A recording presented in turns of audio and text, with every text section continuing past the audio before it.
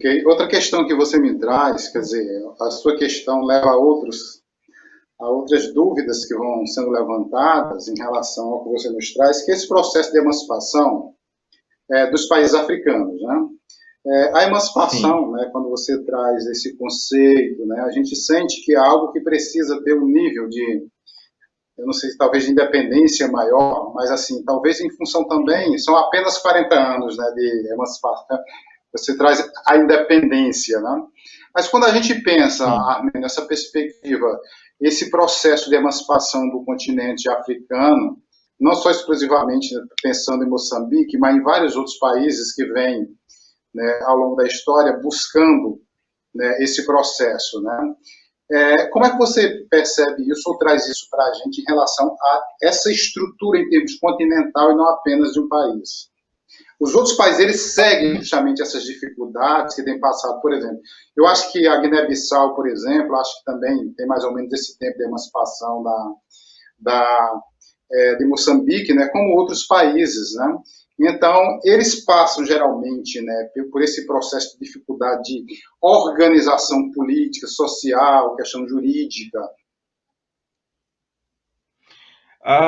Se nós vamos estendendo aqui o nosso diálogo, esse nosso debate primário que está sendo aqui levado a cabo por nós, primeiro, quando nós falamos de emancipação, um dos fatores que nós vamos encontrar é uma questão econômica. Nós temos vários países africanos que vivem refém que vivem refém dos financiamentos estrangeiros.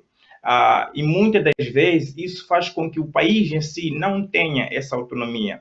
Esse é o primeiro ponto. Do ponto de vista econômico, esse é um dos grandes problemas. O Kwame Nkrumah, que foi um dos grandes líderes pan-africanistas, acima de tudo o presidente de Ghana, em 1957, quando o país alcança a independência, ele vai escrever exatamente nessa perspectiva de neocolonialismo. Nós não estamos aqui a lidar apenas com a questão do colonialismo que foi imposto de forma bruta, de forma violenta, quero assim dizer, mas ele identifica aqui outras formas de neocolonialismo, e essas formas também se afiguram a partir dessas perspectivas econômicas. Quando os países africanos adentram para esse espaço de liberdade ou dessa independência, esses países começam a atravessar esse déficit e nós ficamos refém a uma política internacional.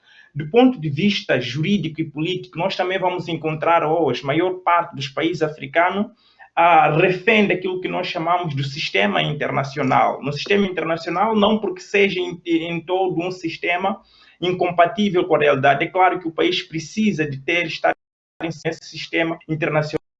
Há aspectos críticos aqui, olhar nesses aspectos como, por exemplo, o Tribunal Penal Internacional, que até então tem julgado apenas de forma seletiva os líderes africanos que cometeram determinados crimes, crime de guerra, crime contra a humanidade, que é a jurisdição desse tribunal. Mas a crítica que se coloca a essa instituição internacional é que muitas das vezes tem se julgado apenas esses líderes, mas se nós olharmos para outras realidades do ponto de vista internacional, vamos lá encontrar também que existiram outros presidentes em outros países, em outros estados, que cometeram grandes atrocidades sobre os direitos humanos, mas não são julgados na mesma perspectiva.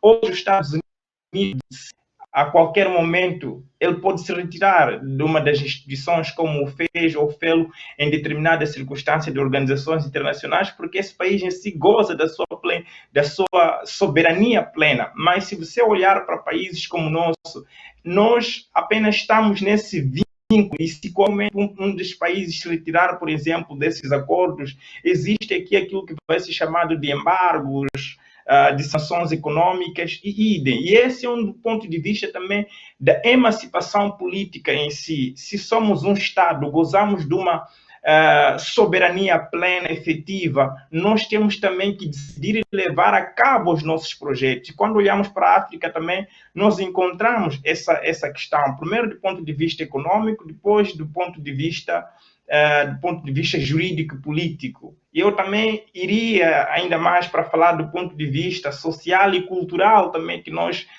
estamos inseridos no momento de uma globalização no qual nós vivemos. Mas, para não me alongar bastante, quero trazer aqui linhas essas questões que, de certa forma, mostra o espaço geopolítico africano, que ainda não tem, de certa forma, essa emancipação em si, enquanto Estado, enquanto uma instituição do direito público com autonomia própria. Então, é nessas matrizes que eu só queria também ressaltar aqui.